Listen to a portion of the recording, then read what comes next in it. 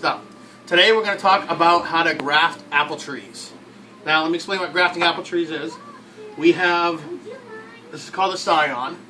What it is it's last year's growth from an apple tree. This is what you use when you're going to be grafting, okay? The reason that we graft is, let me show you this too. We have what's called the rootstock. Can you kind of film that? That's all roots in there, okay? Now this rootstock, this would be an apple tree, but what it is it's extremely resistant to any kind of disease, and it grows really good. And we live in Maine, so it grows real good in cold weather. So what we do is we take the rootstock, and then we add whatever kind of delicious apple that we want. We cut that, and we add that on the top. We kind of just splice them together. That way you get all the benefits of the roots, and then you get all the goodness of the apple. Okay? So today we're going to go for it. And we have Isabel and Ethan and Ashton helping me out today. Hi. So what we're going to do is first we're going to start with our rootstock. Okay? We're going to look at where the soil comes right up. You'll see the different color of the stem or where the roots start. Okay? And what you want to do is you want to go up about 6 inches, and then you want to just nip that off. I don't know how good these scissors are. There we go. Okay? So I've got that little bit. This is going to be my root system. So I'll put that right there. Now this is my scion. This is called Red Blaze, but you can use whatever kind of apple tree that you like that grows in your area. Okay? And what we do is you want to take 2 of your little nodes right here, which is what the branches are going to be. You want to make sure that you have 2 of those showing. So, doesn't matter where you cut it. You want to cut it at one spot, and then you want to make sure you have 2 of those showing. Are you seeing this all right? Mm-hmm. 2 of these showing, and then you want to cut up above it. So all you're really doing is you're taking that much. That's going to be the part of the tree that you're going to be using, okay? So you take your rootstock, and you take this.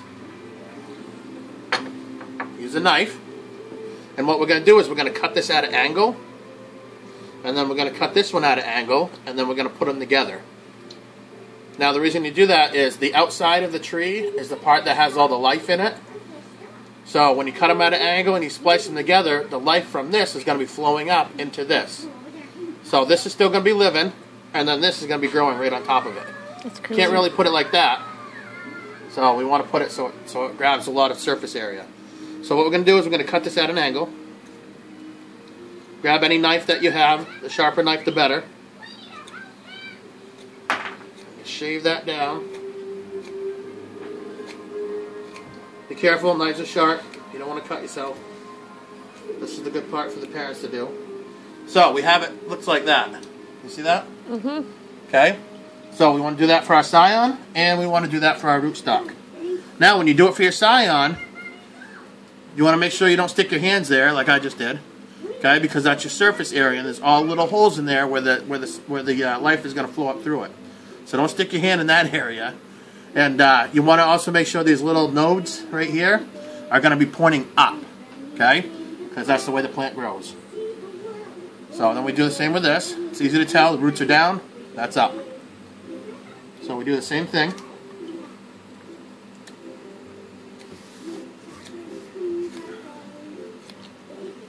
Cut it right at an angle. And right when you get about the same angle, alright, now what we're going to do is we're going to go down about 1/4 of the way, and we're going to make a little cut. Kind of saw back and forth so you don't cut your hand.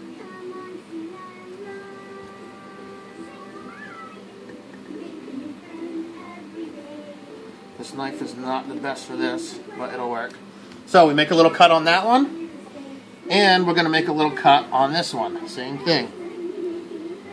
Kind of do it in a sawing motion so you don't slip and cut your finger like I did right there earlier.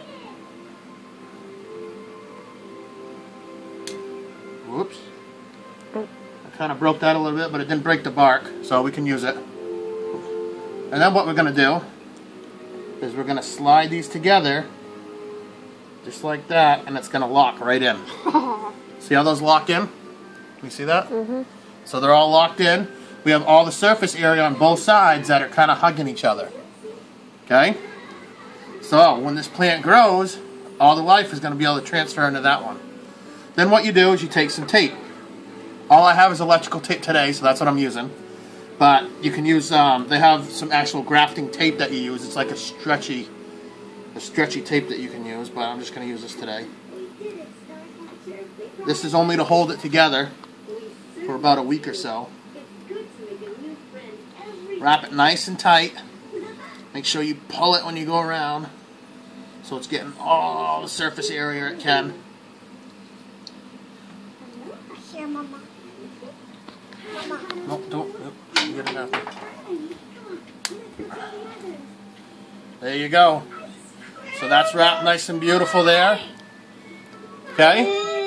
So these are holding together, and then what you want to do also is you want to get some branch treatment for when you cut a branch, and you cover that end. You can either use that or wax. I'm going to do that at a later point because I don't have it with me right now. And then what you do after is you bring it over here and some wood chips.